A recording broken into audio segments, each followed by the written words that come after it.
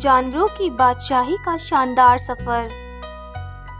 ایک دن کی بات ہے، ایک جادوئی جنگل بایو لینڈ میں ایک تجسس بھری بچی عائشہ کو ایک سنہری چمکتی ہوئی کتاب ملی۔ کتاب نے بات کی، خوش آمدید عائشہ، میں ہوں جانوروں کے رازوں کی کتاب۔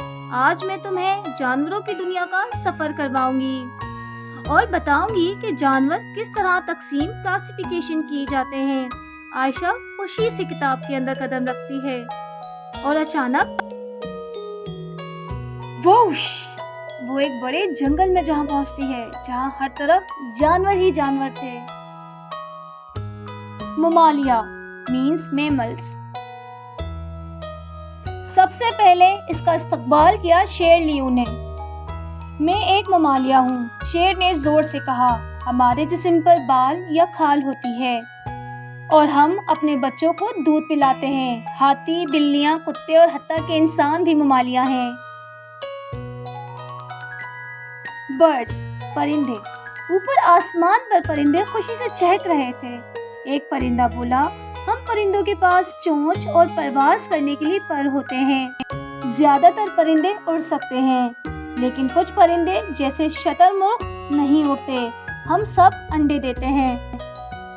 پھر عائشہ ایک شفاف دریا میں کود گئی جہاں فن مچھلی تیر رہی تھی۔ مچھلی نے کہا، ہم پانی میں رہتے ہیں۔ سب مچھلیاں گلپڑوں سے سانس لیتی ہیں، پنکھوں یعنی فن سے تیرتی ہیں اور ہمارے جسم پر چھلکے یعنی اسکیل ہوتے ہیں۔ چھوٹی سونے کی مچھلی سے لے کر بڑی شارک تک سب مچھلیاں ہیں۔ ایمفیبینز۔ پھر عائشہ ایک کمل کے پتے پر اتری جہاں فروٹو مینڈک ٹر کر رہا تھا۔ ہم ایمفیبینز ہیں، ہم زمین اور پانی دونوں جگہ رہ سکتے ہیں۔ میں نے زندگی ایک چھوٹے ٹیڈپول کے طور پر شروع کی تھی، گلپڑوں سے سانس لیتا تھا، لیکن اب میرے پاس پھیپھڑے یعنی لنگز ہیں۔ ریپٹائلز رینگنے والے جانور۔ عائشہ نے دیکھا ایک ریکس سانپ رینگ رہا تھا۔ سانپ نے کہا، ہم رینگنے والے جانور ہیں، ہمارے جسم پر چھلکے ہوتے ہیں اور ہم میں سے زیادہ تر انڈے دیتے ہیں۔ کچھ ریپٹائلز رینگتے ہیں اور کچھ جیسے مگرمچھ پانی میں رہتے ہیں۔ ہمیں سورج کی گرمی پسند ہے۔ انسیکٹ کیڑے مکوڑے۔ آخر میں عائشہ ایک باغ میں آئی اور ایک شہد کی مکھی بنبنانے لگی۔ ہم کیڑے سب سے بڑی جماعت ہیں۔